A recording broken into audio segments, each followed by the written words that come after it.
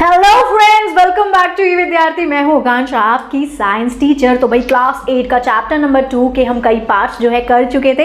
अब हम करने वाले हैं उसके आगे का पार्ट। और ये चैप्टर क्या है? आपकी बुक क्यूरियोसिटी का चैप्टर नंबर 2 क्या है? Invisible world. वो वाला इनविजिबल वर्ल्ड जो हम अपनी नेकेड आई से अभी अपनी आंखों से नहीं देख सकते। हम कैसे देख पाएंगे? माइक्रोस्कोप या फिर मैग्नीफाइंग ग्लास के थ्रू। तो भाई हम उसी दुनिया के बारे में जो है इस चैप्टर में पढ़ने वाले हैं। ठीक है, अब तक हम सेल के बारे में चीजें पढ़ चुके थे। सेल और उसके अंदर कितने कितने उसके कंपोनेंट्स पाए जाते हैं, क्या उनका काम होता है, कितने वो इंपॉर्टेंट हैं। अब हम देखते हैं कि आगे आपकी बुक में आखिर मिस्ट्री क्या दी हुई है। तो शुरू करें, चलिए आइए शुरू करते हैं। तो देखिए सबसे पहले टॉपिक क्या दिया हुआ है यहाँ पर। अब भाई आखिरी वाली वीडियो में एक एंड में सवाल दिया था। वो सवाल क्या था? आपकी बुक में लिखा हुआ था कि क्या जो सेल्स होती हैं वो वेरी करती है, मतलब वो अलग अलग शेप और अलग अलग साइज और अलग अलग स्ट्रक्चर की होती हैं अकॉर्डिंग टू ऑर्गेनिज्म या अकॉर्डिंगली कि वो कहाँ पर प्लेस है। तो ऐसा सही है? ठीक है, बिल्कुल सही इसका जवाब है। हाँ, ऐसा होता है। जो सेल होती हैं वो डिफरेंट शेप की होती हैं। इस पर डिपेंड करता है किस ऑर्गेनिज्म में है, इस पर डिपेंड करता है कि वो अगर हमारे अंदर भी है तो हमारा कौन सा बॉडी पार्ट या किस जगह पर वो प्रेजेंट है, क्या उनकी वर्किंग है, किस तरह से उसको फिट किया जाएगा। इस हिसाब से जो है इनका शेप, स्ट्रक्चर और फंक्शन अलग अलग होता है। अब जैसे कि जो हमारे माउथ में सेल्स होंगी वो डिफरेंट होंगी क्योंकि उनका डिफरेंट स्ट्रक्चर, डिफरेंट फंक्शन जो उनका डिफरेंट है। पेट में जो है उनका फंक्शन क्योंकि डिफरेंट है तो उसका स्ट्रक्चर और पेट का स्ट्रक्चर भी जो है अंदर डिफरेंट है। HCl है अंदर, पेट में हमारे इतना सारा एसिड प्रोड्यूस होता है तो उसके हिसाब से जो वहां पर सेल, मसल्स, म्यूकस, लाइनिंग, बहुत सारी चीजें हैं जो वैरी करती हैं, जो थोड़ी अलग होंगी कंपैरेटिवली हमारे बाकी बॉडी पार्ट में। ऐसे ही कार्डियक मसल्स या सेल्स होती हैं हमारे दिल में जो होती है, जो हार्ट में, उसका काम बिल्कुल अलग है, फंक्शन बिल्कुल अलग है, तो वहां बिल्कुल अलग पाई जाएंगी, है ना। अब यहाँ आपकी बुक में दो तरीके की, पहले आपको यहाँ पर मसल सेल और दूसरी यहाँ पर न्यूरॉन यानी नर्व सेल। नर्व सेल को न्यूरॉन भी बोलते हैं, कंफ्यूज नहीं होंगे, एक ही चीज है, नाम दो है। न्यूरॉन बोलते हैं हम इसको साइंटिफिकली, अदरवाइज सिंपली आप इसको नर्व सेल बोल सकते हो। ठीक है, ये दोनों आप ध्यान से देखो, क्या आपको इसमें क्या क्या डिफरेंसेस और क्या क्या आपको इसमें सिमिलैरिटीज नजर आ रही है, ऐसा ये कह रहे हैं।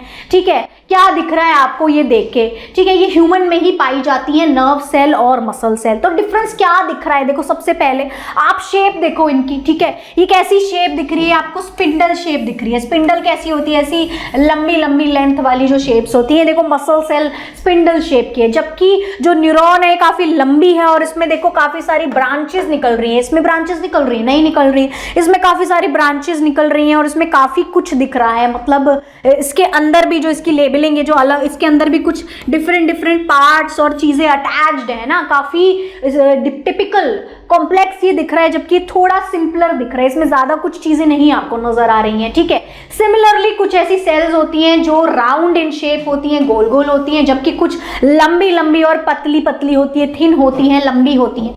Number of cells also varies in different organism, और ये भी वेरी करता है कि किसी ऑर्गेनिज्म में कितनी सेल्स होंगी, क्योंकि कुछ ऑर्गेनिजम्स होते हैं जो सिर्फ बने ही सिंगल एक ही सेल के हैं, और कुछ जो होते हैं जिनके अंदर बहुत सारी होती है, जैसे कि हम हो गए, ह्यूमंस हो गए, हम मल्टी सेलुलर ऑर्गेनिजम्स होते हैं। जबकि आपने अगर सुना होगा एमीबा, एमीबा क्या है? एक सिंगल सेल ऑर्गेनिज्म है, एक ही वो पूरी सेल है जिससे वो पूरा बना हुआ ऑर्गेनिज्म है, यानी उसको बोलेंगे यूनिसेलुलर। यूनि माने एक, यूनिसेलुलर, मल्टी मतलब बहुत सारी, यानी हम क्या है? मल्टी सेलुलर हैं। ठीक है, why do cells look so different from each other? क्यों वो अलग अलग दिखती हैं एक दूसरे से cells? Does the shape and structure of a cell related to its function? Yes, ये सही बात है।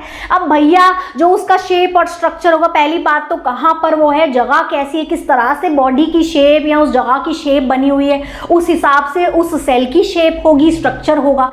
दूसरा उसका फंक्शन क्या है, उस हिसाब से भी वो डिफरेंट होगी एक दूसरे से, है ना।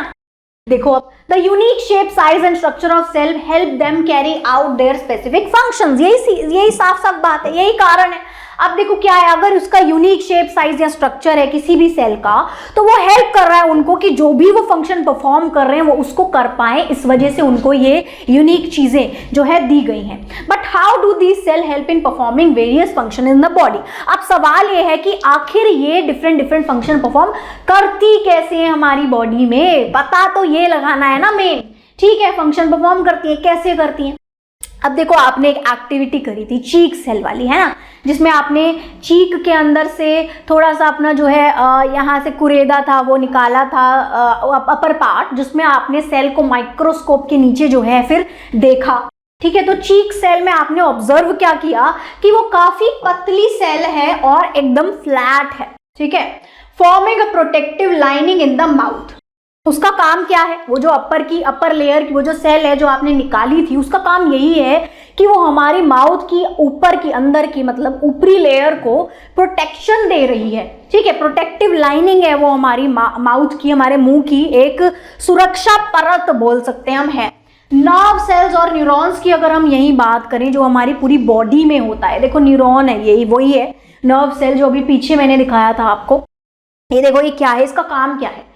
नर्व सेल बड़ा इंपॉर्टेंट सेल है, हमारी पूरी बॉडी में ये पाया जाता है। क्या करता है, इस सिग्नल को कैरी करता है हमारी बॉडी में एक जगह से दूसरी जगह तक। जैसे कि अगर अभी मुझे अपने हाथों को ऐसे मूव करना है, या मैं जैसे भी मूव कर रही हूँ या मैं बोल रही हूँ मुझे क्या बोलना है, ये पहले मेरे ब्रेन तक सिग्नल जाएगा। जैसे मैं हाथ मूव कर रही हूँ, अभी मेरे मन में थॉट आया कि मुझे हाथ मूव करना है, देखो विद इन माइक्रो सेकेंड्स में मूव कर रही हूँ ना, मतलब समय तो मिल ही नहीं रहा कि कब माइंड तक जाएगा और कब ब्रेन हमारा जो है ऑर्डर करेगा कि चलो ऐसे करो, है ना। ये माइक्रो सेकेंड्स में ये चीजें हो जा रही है। तो ये सिग्नल जो है जा रहा है ब्रेन तक न्यूरॉन के थ्रू, फटाफट फटाफट। क्या होता है, बहुत सारे न्यूरॉन एक दूसरे से जुड़े हुए होते हैं, एक लड़ी लगी हुई होती है। ठीक है, तो एक से दूसरे में, दूसरे से तीसरे में पास होता है विद इन माइक्रो सेकेंड्स, और जो है ब्रेन तक पहुंच जाता है सिग्नल, और ब्रेन बोल देता है ये रिस्पॉन्स करो फटाफट, चलो भाई हाथ हिला लो। तो हमने हिला लिया, ठीक है, लेकिन बहुत फास्ट ये चीज होती है।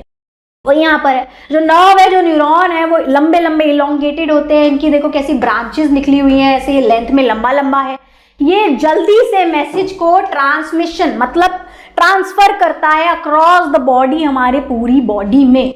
Plant cell vary in shape. अब अगर हम प्लांट के सेल की बात करें, आपने अगर पहले प्लांट सेल का एक स्ट्रक्चर देखा हो, कैसा था, रेक्टेंगुलर टाइप का, इस तरीके का स्ट्रक्चर होता है प्लांट सेल का, और ऐसे डबल लेयर होती है, क्योंकि एक सेल वॉल होती है ऊपर वाली और नीचे वाली सेल मेम्ब्रेन होती है। अंदर साइटोप्लाज्म भरा होता है, एक डिफरेंट चीज इसके अंदर क्लोरोप्लास्ट होती है, क्योंकि इनको क्लोरोफिल की जरूरत होती है, क्योंकि ये क्या करते हैं, फोटोसिंथेसिस करते हैं, ग्रीन प्लांट्स जो भी होते हैं।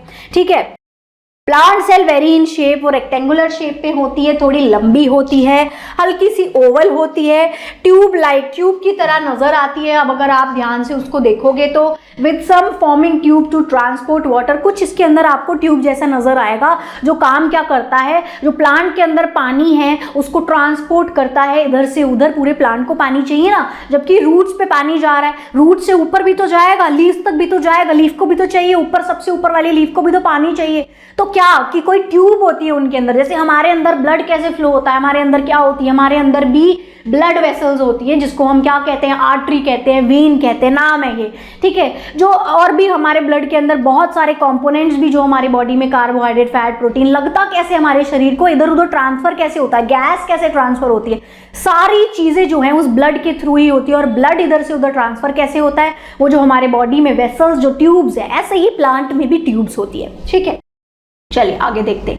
देखो न्यूरॉन कैसा, ये एक माइक्रोस्कोपिक व्यू है, देखो कितना ब्यूटीफुल सा लग रहा है कि हम अपने बॉडी का कुछ देख रहे हैं, चांद सितारे से लग रहे हैं ना, स्टार जैसे चमक रहा है।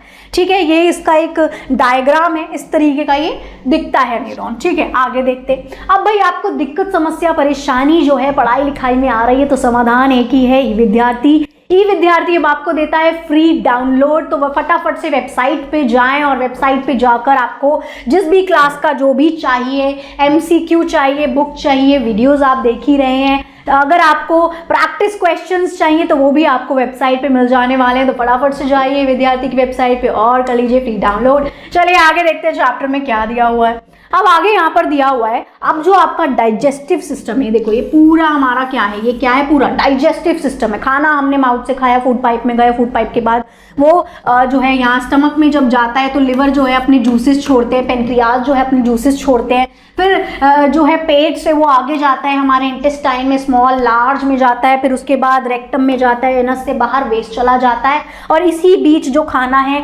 यहाँ जो है लिवर जो है जब जूसेस वगैरह दे रहा है तो वो क्या हो रहा है, स्मॉल इंटेस्टाइन में एब्जॉर्प्शन हो रही है, उसके बाद जो है आगे फर्दर जा रहा है जब लार्ज इंटेस्टाइन में, तो जो बची कुची एब्जॉर्प्शन रह गई अभी भी उसे लग रहा है कि इसमें तो थोड़ा और न्यूट्रिशन है, इसमें तो पानी जो है और हम ले सकते हैं बॉडी को यूज़ करने के लिए, तो वो लार्ज इंटेस्टाइन काम करेगा और उसके बाद जो बचा कुचा वेस्ट है वो रेक्टम में चला जाएगा और एनस के थ्रू बाहर निकल जाएगा, है ना। खैर ये मैंने फटाफट ब्रीफ में बताया, अभी आगे ये सब चीज़ें डिटेल में आएंगी, तो इतना कंफ्यूज नहीं होना कि मैडम ने फटाफट क्या बोल दिया, समझ नहीं आया।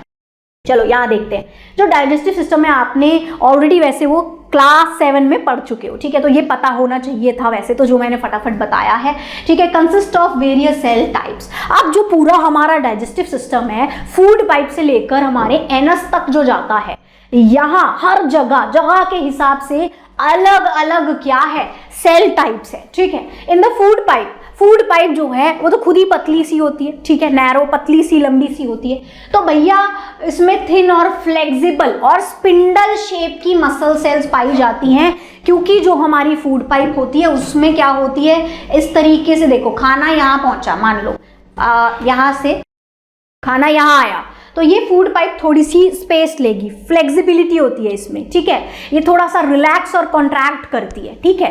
तो अब ये ऐसे फैलेगी कैसे, इसके अंदर वो फ्लेक्सिबिलिटी होनी चाहिए। अब फूड यहाँ से यहाँ चला गया, यहाँ से यहाँ चला गया, अच्छा ऊपर वाली सीधी होती जाएगी, ऐसे ऊपर वाली अब सीधी हो गई, यहाँ चला गया, ठीक है। इस तरीके से जो है फूड पाइप हमारी काफ़ी फ्लेक्सिबल होती है, तो उसमें मसल सेल उसी तरीके के होते हैं, काफ़ी फ्लेक्सिबल होते हैं, स्पिंडल शेप होते हैं, बार बार उसको कॉन्ट्रैक्ट और रिलैक्स करने की क्योंकि ज़रूरत होती है, वेव लाइक मोशन इसमें होता है, ठीक है। ये एक वेव की तरह मोशन चलता है, फूड ऐसे आया, ऐसे ऐसे ऐसे यूं करके, ठीक है, आगे जाएगा और ऊपर वाली सीधी होती जाएगी, इधर आया तो नीचे, ठीक है। इस तरीके से वर्किंग होती है हमारी फूड पाइप, इसको ईसोफेगस भी कहते हैं, है ना। अब देखो खाना जो है आगे पुश होता चला जाता है, ठीक है, एक पुश चाहिए पेट तक जाने के लिए, फिर ये हमारे स्टमक में जाएगा, इस तरीके से यहाँ पे स्टमक में जाएगा। अब क्या होता है, मसल सेल चर्न फूड, पेट में क्या करना है, पेट में वो चर्न होएगा फूड, ठीक है। अब while other cells in the inner lining produce digestive juices, जबकि जो हमारा लिवर हो गया, जो हमारी पेनक्रियाज हो गई, इनकी लाइनिंग में क्या होता है, डाइजेस्टिव जूसेस होते हैं, ठीक है। वो डाइजेस्टिव जूसेस कहाँ जाएंगे, अब भैया वो इकट्ठा होके स्टमक की तरफ और फिर उसके बाद स्मॉल इंटेस्टाइन में जाएंगे, है ना। Produce digestive juices and acid to break it down, और पेट में क्या होता है, एसिड होता है जो उस खाने को वहां पर थोड़ा सा ब्रेक डाउन कर रहा है, ठीक है। ये सब आपने पढ़ लिया होगा ऑलरेडी कि हमारे मुंह में सबसे पहले कार्बोहाइड्रेट ब्रेक डाउन हो जाता है और फिर बाकी की चीज़ें अंदर जाके एक एक जगह धीरे धीरे धीरे होती हैं, और कभी कभी कोई चीज़ 2 जगह भी ब्रेक डाउन या एब्जॉर्ब हो जाती है, ठीक है। इसी की वजह से जो है हम डाइजेशन कर पाते हैं, यानी कि ये जो अलग अलग तरीके की जो सेल्स हैं अलग अलग हमारे पूरे डाइजेस्टिव सिस्टम में, इसकी वजह से ही फंक्शनिंग हो पाती है जगह जगह, ठीक है।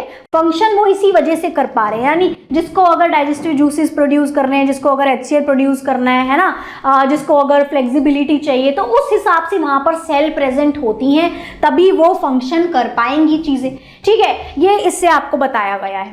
अब अगला क्या है, what are the levels of organisation in the body of a living organism. ये बोल रहे हैं कि लेवल ऑफ ऑर्गेनाइजेशन बॉडी में कैसा होता है एक लिविंग ऑर्गेनिज्म के, एक जीव के, एक जिंदा जीव के, ठीक है। तो body of living organism organised होती है काफ़ी कॉम्प्लेक्स तरीके से, यानी अगर आप किसी भी ऑर्गेनिज्म, किसी भी जीव की जाके बॉडी के बारे में स्टडी करने लगोगे तो आपको उसके अंदर बहुत सारी चीज़ें मिलेंगी, यानी बड़ा ही कॉम्प्लेक्स है, बहुत कुछ है इसमें पढ़ने के लिए, ठीक है। Cell is the basic unit of life, ये तो आपको अब इससे पता चल ही गया होगा। सेल क्या है, हमारी बेसिक यूनिट ऑफ लाइफ है। जैसे कि घर बनाने के लिए ईंट की ज़रूरत होती है, तो किसी भी लिविंग बीइंग, किसी ऑर्गेनिज्म को बनाने के लिए सेल की ज़रूरत होती है। जैसे कि रोटी बनाने के लिए आटे की ज़रूरत होती है, तो यानी हमारा इंग्रेडिएंट क्या है, सेल है। अब ग्रुप ऑफ सेल्स मिलके बना लेते हैं क्या, टिश्यू बना लेते हैं। टिश्यू आपस में मिल जाता है तो बनाता है एक ऑर्गन, और ऑर्गन्स जब आपस में एक दूसरे से कोऑर्डिनेट करते हैं तो बन जाता है ऑर्गन सिस्टम, ठीक है। और फिर हमारा पूरा स्ट्रक्चर रेडी हो जाता है, ठीक है। तो ग्रुप ऑफ सिमिलर सेल, अगर आपको डेफिनेशन देनी आप कैसे दोगे, वो यहाँ से दोगे। A group of similar sales, जो एक जैसी सेल्स होती हैं, एक जगह इकट्ठी हो जाती हैं और उनका ग्रुप बन जाता है कहीं पर भी, उसको कह देते हैं टिश्यू, कि ये एक टिश्यू है जी, ठीक है। आगे देखो, ये देखो जैसे यहाँ पर दिखा रहे हैं, एक सेल कैसा दिख रहा है, एक सेल ये है, जब ये बहुत सारी जुड़ गई इस तरीके से, तो ये देखो कैसे एक पूरा कॉम्पैक्ट सा स्ट्रक्चर, एक बड़ा सा बन गया ना, टिश्यू इकट्ठे हो गए ये, है ना, गट्ठर बन गया बिल्कुल। अब आगे, different tissue are organise to form an organ, अलग अलग टिश्यू ऑर्गेनाइज होते हैं अब एक ऑर्गन बनाने के लिए, यानी कि अब क्या है, अब टिश्यूज आपस में जुड़ जा रहे हैं, ठीक है, एक टिश्यू, एक बहुत सारे सेल का एक टिश्यू, बहुत सारे सेल्स का एक टिश्यू, बहुत सारे, अब वो आपस में जुड़ के क्या बन जाएगा, ऑर्गन बन जाएगा। जैसे कि आपका पेट हो गया, ठीक है, कोई भी ऑर्गन ले लो, लिवर हो गया, आपकी किडनी हो गई, जितने भी ऑर्गन आपकी बॉडी में है वो कैसे बने हैं, बहुत सारे टिश्यू जब एक साथ इकट्ठी हो जा रही हैं तो वो बनाती है क्या, ऑर्गन। अब जब सारे ऑर्गन्स एक साथ काम कर रहे हैं, फंक्शनिंग कर रहे हैं, वर्क कर रहे हैं, तो वो हो जाएगा organ system that performs a major function of the body. All the organ system together make up a complete organism, और पूरा जो ये ऑर्गन सिस्टम होगा ये पूरा क्या बना देगा, पूरा ऑर्गेनिज्म आपका तैयार हो गया, ठीक है। यानी मैंने अभी आपको क्या बताया, अभी मैंने आपको बताया रोटी बनाने का तरीका, ऐसे ही एक ऑर्गेनिज्म बनाने का तरीका कि भाई रोटी में क्या अब आपको बोल रहे हैं, पहले जी आटा लाओ, पानी डालो, नमक, थोड़ा सा सॉल्ट डाल दो, ये डाल दो, वो डाल दो। अब आप उसको जो है डो को ऐसे ऐसे करके बनाते जाएंगे ना, मतलब चीज़ें इकट्ठी करके एक डो बन जाएगा। अब जी आप उसको ऐसे राउंड राउंड बनाओगे, अब आप उसको बेलोगे, ठीक है, ये पूरा प्रोसीजर के बाद अब जो रिजल्ट है रोटी बन गई, है ना। ऐसे ही कोई भी ऑर्गेनिज्म, कोई जीव कैसे बन रहा है, एक सिंपल चीज़ है सेल, सेल आपस में जुड़ के बन गए टिश्यू, टिश्यू जुड़ के बन गए ऑर्गन, ऑर्गन जुड़ के काम कर रहे हैं साथ में ऑर्गन सिस्टम, और पूरा ऑर्गन सिस्टम जब आपस में काम करने लग गया है, जुड़ गया है, बन गया है, तो वो बना देता है एक पूरा ऑर्गेनिज्म, एक पूरा जीव, ठीक है।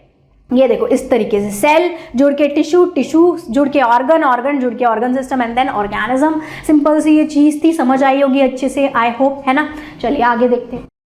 देखो अब लेवल ऑफ ऑर्गेनाइजेशन जो है, इसी को बोलते हैं लेवल ऑफ ऑर्गेनाइजेशन, कि कैसे एक चीज ऑर्गेनाइज हो रही है, किस लेवल से, स्टेप बाय स्टेप, ठीक है।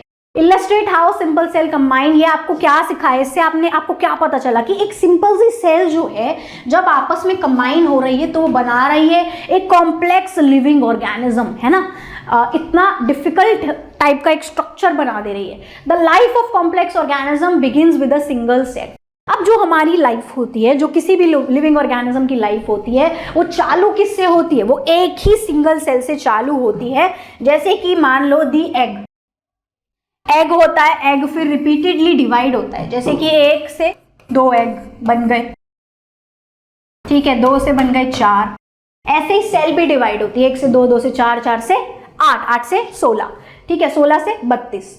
अब देखो ऐसे ही बोल रहे हैं, एक एग से जो है, जब एग रिपीटेटिवली डिवाइड होता है तो वो बना देता है एक multi cellular organism. Human, animal, plant, सब चीजें, ये सारे जीव क्या हैं, किस कैटेगरी में आ रहे हैं, ये आ रहे हैं मल्टी सेलुलर की कैटेगरी में, ठीक है। हम सब हैं मल्टी सेलुलर ऑर्गेनिज्म। ये देखो यूनिसेलुलर क्या है, कि एक सिंगल सेल से बना हुआ ऑर्गेनिज्म है, यानी एक खुद ही एक ही सेल है और वो एक सेल ही एक पूरा ऑर्गेनिज्म है, उसको बोलते हैं यूनिसेलुलर। यूनि माने सिंगल, ठीक है, सेलुलर।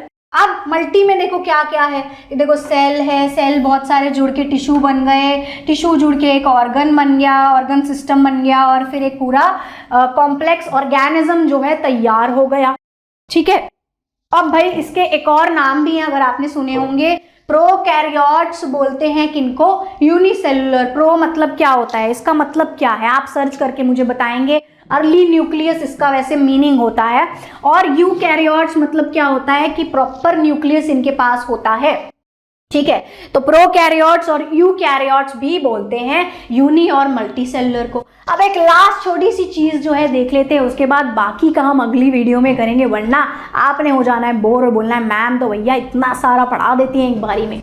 चलिए, तो एवर हर्ड ऑफ, आप ही की बुक में लिखा है छोटे से बॉक्स में, आपको जानना चाहिए, पता होना चाहिए ये चीज़, काफ़ी लोगों को हो सकता है पता हो, ठीक है भाई। क्या होता है, जो यॉक होता है, जो येलो पार्ट होता है एग का, of an ostrich egg is a single cell. इस तरीके से ये देखो, ऑस्ट्रिच सेल ऑस्ट्रिच सेल जो होता है, मैं आपको अगली वीडियो में ट्राई करती हूँ ऑस्ट्रिच का एग दिखाऊंगी। इतना बड़ा ऑस्ट्रिच का अंडा होता है, जबकि नॉर्मल अंडा इतना सा होता है, ठीक है। और उसके बीच में ये जो योक होता है येलो, ऑस्ट्रिच के अंडे में भी सेम होता है, इतना बड़ा अंडा है लेकिन बीच में येलो कलर का योक है और साइड में वो ट्रांसपेरेंट टाइप का फ्लूइड दिखेगा आपको। तो वो जो येलो योक होता है ऑस्ट्रिच के एग में, वो सिंगल सेल है और लार्जेस्ट है। क्यों बता रहे हैं आपको? It is the largest known cell in the living world. हमारे पूरे लिविंग वर्ल्ड में सबसे बड़ा सिंगल सेल होता है ऑस्ट्रिच का एग के अंदर वाला यॉक का पार्ट। Measuring about 130 mm to 170 mm इसका डायामीटर होता है। गोल चीज का क्या होता है बेटा? डायमीटर होता है ना। ये गोल चीज का डायमीटर होता है। तो इसका डायमीटर देखो कितना बड़ा है, आप सर्च करना। बाकी सबके जो सेल्स, बाकी जितने भी सेल्स होंगे उनका डायमीटर इतना बड़ा कभी नहीं होगा, सिर्फ इसका होता है। The egg contain extra non cellular material. जो एग होता है उसके अंदर एक्स्ट्रा नॉन सेलुलर मटेरियल भी पाया जाता है, जो क्या होता है, जो क्या किस लिए होता है? A shell for protection. एक तो शेल होता है बाहर का जो प्रोटेक्शन के लिए होता है, जो उसको बचा के रख रहा है, जिसके अंदर ही आपका वो पूरा सिंगल सेल मटेरियल है। साथ ही साथ आसपास एक वाइट कलर का लिक्विड होता है दैट नरिशेस। जो वो लिक्विड का काम क्या है? वो उसको नरिशमेंट दे रहा है, खाना और मॉइस्चर प्रोवाइड कर रहा है, खाना दे रहा है the cell during its continued development, जब वो कंटिन्यूसली धीरे धीरे डेवलप हो रहा है, ठीक है। तो भैया ये था ऑस्ट्रिच सेल के, ऑस्ट्रिच के एग के बारे में एक बहुत इंपॉर्टेंट चीज़ जो आपको पता होनी चाहिए थी, ठीक है। अभी के लिए इस वीडियो में सिर्फ इतना ही था, अब हम बाकी का करेंगे अगली वाली वीडियो में। Thank you so much for watching. तब तक के लिए बाय बाय, फिर मिलेंगे अगली वीडियो में।